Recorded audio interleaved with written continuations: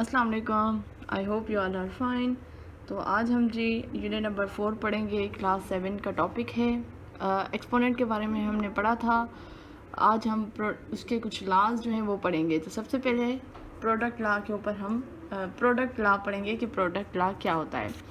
देखें, product law के मुताबिक जब बेसिस जो हैं when basis are same but exponent are different, जो आपका प्रोडक्ट लॉ वो आपका क्या बनेगा, जो आपके एक्सपोनेंट हैं वो ऐड होंगे। The exponent will be add. मैं समझा, डेफिनेशन तो मैंने बता दी, अब मैं इसको करके बता रही हूँ। ठीक है, देखें, कह रहे हैं अगर आपके बेसिस जो है वो सेम है, ये एक बेस है और ये बेस है और ये आपस में मल्टीप्लाई कर रहे हैं, लेकिन जो इसके एक्सपोनेंट्स हैं वो डिफरेंट हो, जैसे फॉर एग्जांपल इसके ऊपर m है, इसके ऊपर n है, तो जो आपके बेस एक ही रहेगा और जो एक्सपोनेंट्स होंगे वो दे विल बी एडेड, उनको ऐड किया जाएगा, मींस m प्लस n। ठीक है, मैं इसको दोबारा समझाने की कोशिश कर रही हूँ। When the basis are same, जब बेसिस सेम हो तो और एक्सपोनेंट डिफरेंट हो और प्रोडक्ट ला है तो आपस में मल्टीप्लाई हो रही हो, तो आपके जो एक्सपोनेंट्स होंगे वो आपके ऐड होंगे। ठीक है, इसको हम एग्जांपल लेते हैं। लेट सपोज 2 मल्टीप्लाई 3 और सॉरी 2 पावर 3 मल्टीप्लाई 2 पावर 2, तो बेस एक ही होगा, 3 प्लस 2, एक्सपोनेंट ऐड हो रहे हैं तो इसका आंसर आएगा 2 पावर 5। इस मीन्स 2 पावर 3 मल्टीप्लाई 2, एक्सपोनेंट के लो या पावर के लो, 2 एक्सपोनेंट 2 इक्वल टू 2 पावर 5। ये इसका लॉ है, प्रोडक्ट लॉ, और ये 1 है। ठीक है, ये वाला जो हमने बात की ये 1 है। इसका सेकंड देखते हैं। सेकंड की तरफ जाने से पहले अगर आपका कोई नंबर फ्रैक्शन फॉर्म में हो, मीन्स 2/5 एक्सपोनेंट 3 मल्टीप्लाई 2/5 एक्सपोनेंट 4, तो भी इसी तरीके से होगा। ठीक है, तो भी इसी तरीके से होगा, बेस एक ही होगा और पावर्स आपके ऐड होंगे, तो इसका आएगा 2/5 पावर 6। ठीक है, ये नहीं है कि आप फ्रैक्शन में हो तो इसको हम किसी और तरीके से लेंगे, नहीं। ठीक है, इसका सेकंड देखते हैं। सेकंड के मुताबिक जब आपके बेसिस डिफरेंट हो लेकिन एक्सपोनेंट सेम हो तो फिर क्या होगा। देखें, अगर आपके बेसिस डिफरेंट हो और एक्सपोनेंट सेम हो, ठीक है, बेसिस डिफरेंट हो मीन्स ए और बी, और एक्सपोनेंट आपके सेम हो, मतलब n, सॉरी ये m चलो m कर लेते हैं। ठीक है, तो आपका बेसिस आपके जो है मल्टीप्लाई होंगी और एक्सपोनेंट एक ही लिखा जाएगा, मतलब ए बी एक्सपोनेंट m, दो बार लिखने की ज़रूरत नहीं होगी। इसको हम क्वेश्चन के थ्रू देखते हैं। देखें, 3 एक्सपोनेंट 4 मल्टीप्लाई 2 एक्सपोनेंट 4, तो ये हो जाएगा 3 मल्टीप्लाई 2 एक्सपोनेंट 4, 3 2 ज़ा 6 एक्सपोनेंट 4, और फिर आप इसको 6 मल्टीप्लाई 6 मल्टीप्लाई 6 मल्टीप्लाई 6 करके इसको जो भी आंसर आए आप वो लिख सकते हो। ठीक है, तो ये इस तरीके से भी है। क्लियर हो गई ये बात। अच्छा, अब हम एक और क्वेश्चन की तरफ आते हैं। इसकी एक्सरसाइज भी मैं करवाऊंगी। इसकी एक्सरसाइज की तरफ बल्कि आते हैं अभी। ठीक है, एक्सरसाइज की तरफ आते हैं। एक्सरसाइज 4.2। तो एक्सरसाइज 4.2 में क्वेश्चन नंबर 1 है 5/7 पावर 2 मल्टीप्लाई 5/7 पावर 4। अब देखिए, ये लॉ नंबर 1 जो प्रोडक्ट लॉ का हमने फर्स्ट वन पढ़ा था, ये उसको लेगा, ये वो वाला लॉ लेगा। अब इसमें बेसिस जो हैं आपके सेम है और पावर्स आपके डिफरेंट हैं, तो ये पावर्स आपके क्या होंगे, ऐड होंगे, मतलब 5/7 2 + 4, ठीक है। इस हिसाब से 5/7, 4 × 2 = 6, ये आपका आंसर आ गया, ठीक है। ये आपका सिंपली आंसर है।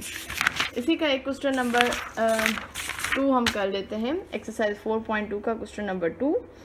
बाकी इजी है तो आप खुद कर सकते हो, ठीक है। इसका क्वेश्चन नंबर 2 देखें। 3/4 पावर 6 मल्टीप्लाई 1/5 पावर 6। अब ये जो प्रोडक्ट लॉ का हमने दूसरा लॉ पढ़ा था, ये उसको कैरी करता है। उसमें क्या था कि अगर आपके बेसिस डिफरेंट है और एक्सपोनेंट सेम है तो आप एक ही एक्सपोनेंट लिखेंगे और बाकी को आप जो आपके बेसिस हैं उनको आप मल्टीप्लाई करोगे। मतलब देखें 3/4 मल्टीप्लाई 1/5 और एक्सपोनेंट एक ही लिखना है विच इज़ दी 6। अब क्रॉस मल्टीप्लिकेशन अगर जहाँ पे हो तो वहाँ पे करें, यहाँ पे कोई क्रॉस मल्टीप्लिकेशन नहीं हो रही तो नोमिनेटर के साथ मल्टीप्लाई होगा और डिनोमिनेटर के साथ। तो 3 × 1 = 3 और 4 × 5 = 20 और इसको आपने पावर दे देनी है।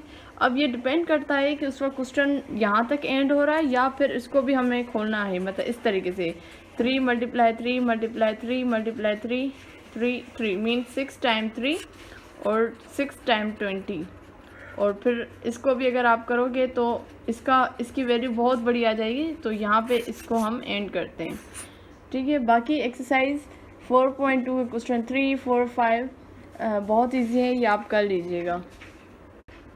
अगर एक्सरसाइज 4.2 में आपको कहीं पे भी इशू आ रहा है तो कमेंट में मुझे क्वेश्चन नंबर बताइएगा, मैं आपको ज़रूर करवाऊँगी, ठीक है। अभी भी मेरे पास कुछ कमेंट्स आए हुए हैं, मैंने इंशाल्लाह मैं जल्दी मैं करवा दूँगी। आज रात में पूरा कमेंट्स को देखूँगी क्योंकि दो तीन दिन से मैंने कमेंट्स चेक नहीं किए प्रॉपर्ली, तो मैं उसका अलग से करके आपके लिए वीडियो बना दूँगी, ठीक है। अब आते हैं हम, ये तो हमारा हो गया था प्रोडक्ट लॉ की तरफ। अब जो हम पढ़ेंगे लॉ, वो लॉ है क्वोशंट लॉ, ठीक है, क्वोशंट लॉ। अब क्वोशंट लॉ में क्या होता है कि अगर आपके बेसिस जो है सेम है लेकिन एक्सपोनेंट डिफरेंट है तो आपके जो एक्सपोनेंट है वो उनके बीच सब्ट्रैक्शन होगी, ठीक है। Let suppose basis are same लेकिन एक्सपोनेंट्स आर डिफरेंट और क्वोशंट है तो मीन डिवीजन की बात हो रही है। तो ये बेसिस सेम है, यहाँ पे m है और यहाँ पे n है, तो ये हो जाएंगे a m - n, इस तरीके से। वहाँ पे प्लस हो रहा था प्रोडक्ट लॉ में, यहाँ पे माइनस होगा। एक क्वेश्चन ले लेते हैं, ठीक है। ये क्वेश्चन मैं ले लेती हूँ, लेट सपोज में एक्सरसाइज 4.3 से एग्जांपल ले लेते हैं, ठीक है। 4.3 एक्सरसाइज से क्वेश्चन नंबर 1, उसमें है 5/7 डिवीजन 5/4। तो इसको अगर हम सॉल्व करें, इसको पहले हम इस डिवीजन की फॉर्म में रखें इस तरीके से।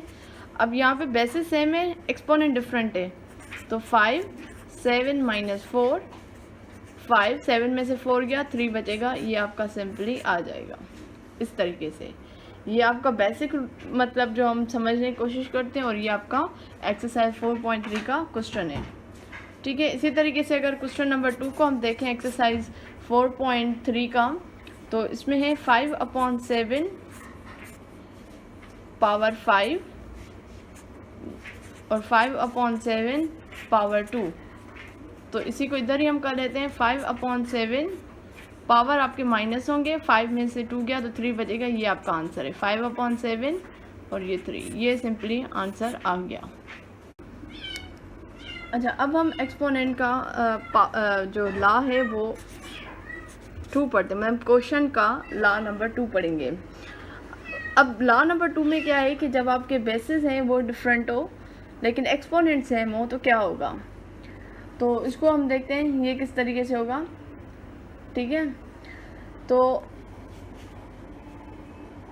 एक्सपोनेंट आपके बेसिस डिफरेंट है और एक्सपोनेंट आपके सेम है, तो आप इस तरीके से करोगे a/b होल ब्रैकेट देकर होल स्क्वायर दे देंगे आप, मतलब एक ब्रैकेट देकर होल स्क्वायर की तरह, इस तरीके से। अलग अलग करने की ज़रूरत नहीं है, ठीक है। इसको अगर हम एक्सरसाइज करें इसकी, हम लेट सपोज इसका क्वेश्चन नंबर 5 है एक्सरसाइज 4.3 का, वो कर लेते हैं हम। Question number 5 exercise 4.3। तो उसका जो क्वेश्चन है वो ये है 5 पावर 6 डिवाइडेड बाय 3 पावर 6। इसको पहले हम डिवीजन के फॉर्म में रख लेते हैं, रख लिया। अब देखें बेसिस डिफरेंट है, एक्सपोनेंट सेम है, तो आपने होल करके आपने स्क्वायर दे, मतलब इसका जो है पावर दे देना है। आई डोंट नो वाई मैंने यहाँ पे स्क्वायर बोला, क्या बोला, लेकिन it is a whole power not whole square. Square तो सिर्फ 2 का होगा, ठीक है, तो ये होल पावर है नॉट होल स्क्वायर। तो यहाँ पे भी इसको होल पावर कर दिया। तो इसके भी बाकी बहुत इजी क्वेश्चंस हैं, अगर आप करेंगे तो बहुत इजी हैं। कहीं पे इशू है तो कमेंट में बता सकते हैं। उसके अलावा एक और लॉ है, उसको हम देखते हैं। एक और लॉ होता है जो बहुत इंपॉर्टेंट होता है, विच इज़ दी पावर लॉ। ठीक है, पावर लॉ इसको बहुत सिंपल ले लें इस तरीके से।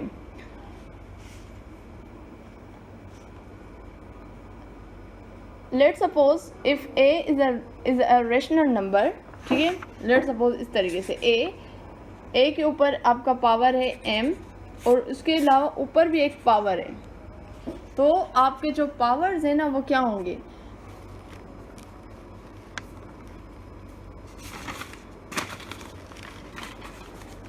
वो पावर्स आपके मल्टीप्लाई होंगे। ठीक है, वो पावर्स आपके मल्टीप्लाई होंगे, मतलब a m multiply n means a m n। इसका एग्जांपल देख लेते हैं हम।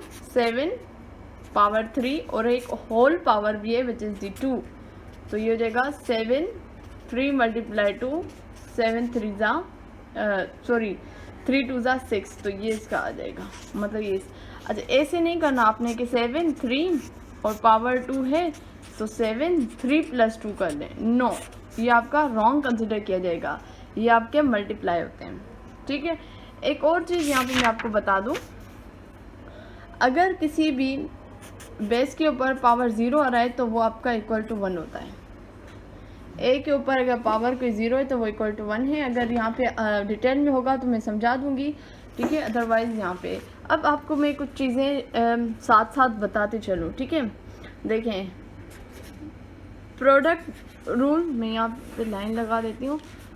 प्रोडक्ट रूल क्या था, ए एक्स मल्टीप्लाई ए वाई मीन्स ए एक्स प्लस वाई, सही है। उसके बाद हम करते हैं बात